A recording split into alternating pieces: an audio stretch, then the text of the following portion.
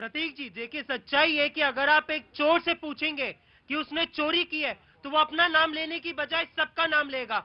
और भाजपा की सच्चाई भी है, आप उनसे पूछिए कि भैया पीएम केयर्स फंड का पैसा जो है आप डकार क्यों गए, आप इलेक्ट्रल बॉन्ड का पैसा जो है वो आप गबन क्यों करके बैठ गए। अरे सीएजी बार बार एक के बाद एक घोटाले का, इरेगुलरिटीज का खुलासा कर रही है, उस पर मौन क्यों है।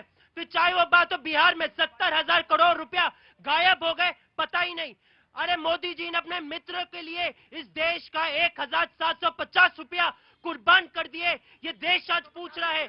लेकिन सच्चाई है कि जैसे राजनाथ जी ने कहा था ना, जब उनसे भ्रष्टाचार पे सवाल पूछा गया था तो उन्होंने कहा था कि एनडीए में इस्तीफा नहीं होता है, और ये बात एकदम सच्चाई है। अभी एक नारे की यहाँ पे बात हुई थी, मोदी जी ने 2014 में कहा था ना खाऊंगा ना खाने दूंगा, और सच्चाई ये है मोरबी का पुल ढह जाता है और मोदी जी का एक इस्तीफा यहाँ पे नहीं होता है। अरे सच्चाई है कि बिहार में पिछले साल 20 के करीब पुल ढह गए लेकिन एक इस्तीफा नहीं हुआ, और मोदी जी कहते हैं ना खाता हूँ ना खाने दूंगा। मुझे जो समय पे बिल आया था वो इस चीज के उस पर था कि एक कानून है कि अगर किसी को 2 या 2 साल से ज्यादा की सजा होती है तो उसका जो संसदीय है या फिर विधायकी का वो उसको रद्द हो जाती है, तो उसके खिलाफ एक ऑर्डिनेंस आता है। और एक चीज बताइए, यही तो मेरे नेता की खासियत है और इस चीज पे मुझे गर्व है।